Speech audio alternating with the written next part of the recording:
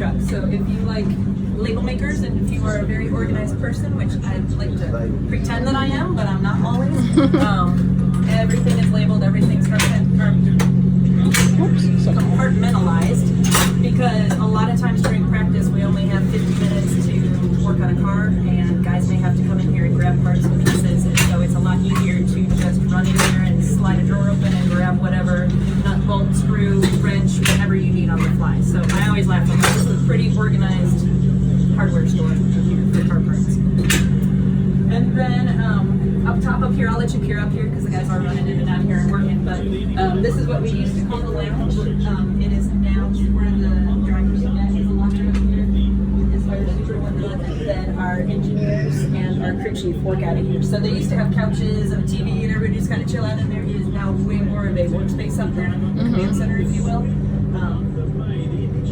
So yeah, that's what I guess we still call it the lounge, but not as much lounging as it used to back in the day. Like a transformer. Pretty much. Command center for sure. I think they're probably talking to NASA in there too. But yeah, so then all these, so all the stuff that you see in our garage stall too, if you go and look at everybody's, you're going to see these big work carts that they're working on them and work boxes. They actually slide them in here tonight after the race too, and there's this track. Of course, I can't find it underneath here. There's tracks in here, so they'll lock them in here. So all those boxes fold down. Everybody builds them so they're just wide enough to be in the aisle in here. And you'll start to see at the end of the race, if you guys come through the garage, you'll see you can't even walk past where you are at this point post race because they'll already have our grill in here, our coolers in here, all the work boxes from in there, ready to load up and go home. And thankfully, our race shop is literally right in the backyard here, so it's the shortest commute that Damon will have all season long. But we still pack it all up and load her back and take the truck back, and then we start all this again next week too. So when do you start heading to Oakdale for next week? The truck will load up by Wednesday afternoon. Typically, usually they try and leave the shop Wednesday at lunchtime. So the guys everybody's working all the time. So I always joke, I'm like, I don't have weekends anymore, but I have like Mondays typically. And then so everybody will kind of have Mondays at home, and then we're all in on Tuesdays and Wednesdays. The guys will tear down this car, get this one taken down, cleaned up. They take everything apart, blow it all out, make sure that everything's in working order, and salvage what we can if something were to happen out on track. So you'll cut all that metal out and try and save and salvage the body as much as you can and just make repairs from there. But they'll blow it all out, make sure everything's good.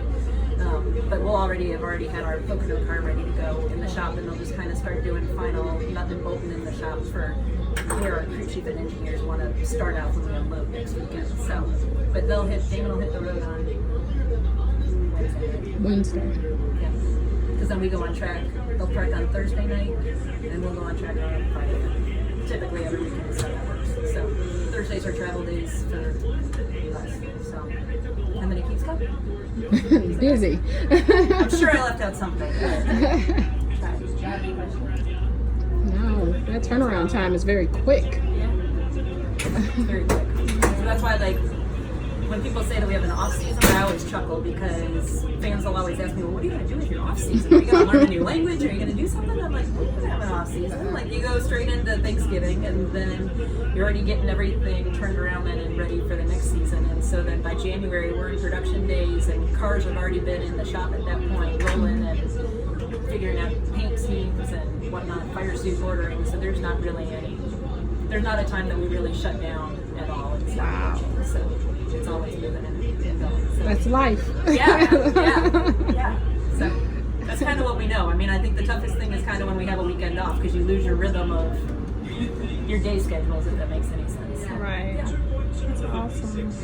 It's like a firehouse and everything rolled into one. It is. It is. But it's kind of cool. And like the pit stops, I think, are kind of one of the coolest things to watch. So I don't know if you've actually been able to be in a pit stop or pit stall to watch a pit stop too, but the choreography that goes on and all the work that those guys have to do too, and trusting that your guy is going to stop right where he needs to wow. as you're running around the hood of a car has always just been one of those things that I always still kind of like cringe a little bit when they all just jump off the wall. So it's the team mom in me a little bit. So and how long have you guys been doing this?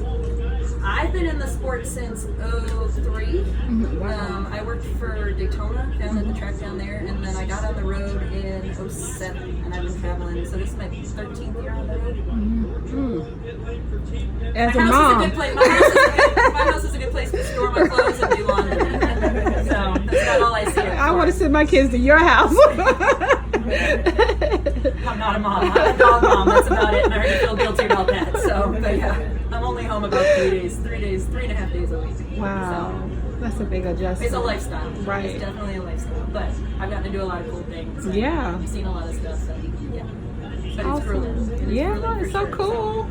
But yeah, very cool. Women in racing. Yeah, there's a lot. There's a lot of them, which is awesome. Yeah. You just keep growing, so I'll take that. And I didn't introduce everybody, but this is Tawanda. She writes the Interrupted blog. And Aunt Candy is actually, is it Candy? Dundee. She's one of our interns this year. She's shadowing us this weekend. And then Jennifer is freelancer, travel writer. She contributes to Girl Let's Stay. Nice. So you travel. Yeah, I understand when you said it's a lifestyle. It is. It is. It My is. closet's just a changing station for my suitcase. That's all it is. And honestly, all I do is dump the laundry in there, wash it, and usually put it right back on. I have 2 of everything. It's just easier that way, I've learned. So you learn all the tricks. So Thank you so much. no problem.